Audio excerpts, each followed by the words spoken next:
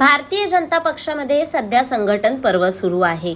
संघटन पर्व काळामध्ये आगामी स्थानिक स्वराज्य संस्थांच्या निवडणुकीच्या पार्श्वभूमीवर संघटनात्मक बांधणीवर पक्षाकडून भर देण्यात येत आहे।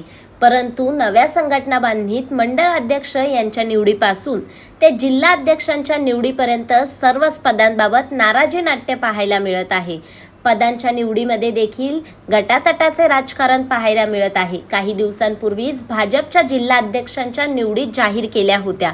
यामध्ये 58 जिल्हा अध्यक्षांच्या निवडी जाहीर केल्या तर 20 जिल्हा अध्यक्षांच्या निवडी प्रलंबित ठेवण्यात आल्या होत्या। परंतु आज सकाळीच अहिल्यानगर शहराच्या शहर जिल्हा अध्यक्षपदी पुन्हा एकदा अभय आगरकर यांची फेरनियुक्ती झाल्याची बातमी शहरभर पसरली। आगरकर यांना पुन्हा संधी दिल्याने भाजपच्या एका गटाकडून अभिनंदनासह शुभेच्छांचे पोस्टर देखील झळकले। आज सकाळी शहर भाजपची तिरंगा रॅली व अहिल्यादेवी होळकर यांच्या त्रिशताब्दी जयंतीनिमित्त बैठक आयोजित करण्यात आली होती।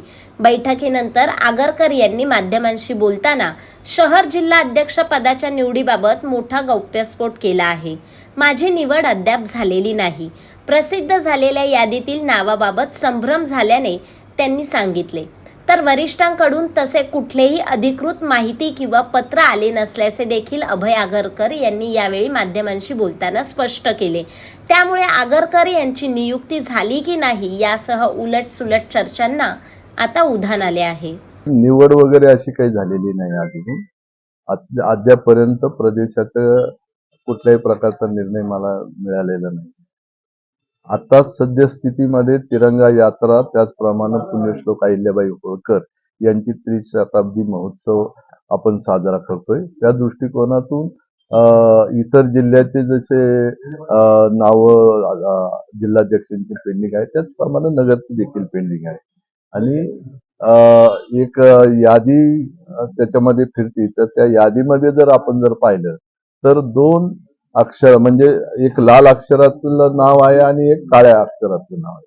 काळ्या अक्षरातली जी नावं दिसतात ती ऑलरेडी आता प्रदेशाने नवनिर्वाचित अध्यक्ष म्हणून त्यांना घोषित करण्यात आलेलं आहे आणि ज्या लाल अक्षरामध्ये जी यादी नावं दिसत आहेत ती नावं जी आहेत ती कंटिन्यू म्हणजे इन द सेन्स आता ते करंट मध्ये तेच त्यांच्याचकडे चार्ज आहे। म्हणजे ते काही परत आता हे केलेलं नाही, त्यांची निवड केलेली नाही, परंतु त्यांच्याकडे आजही दुसरा अध्यक्ष अस्तित्वात न आल्या कारणामुळे ते आजही अध्यक्ष आहे। असं जरा थोडा संभ्रम या यादीमुळे झालेला आहे। वास्तविक पाहता प्रदेशानं नगर झालं, नाशिक झालं, असे वेगवेगळे जिल्हे आहेत की त्यांची नावं जिल्हाध्यक्षांची अजून निश्चित करणं पेंडिंग आहे।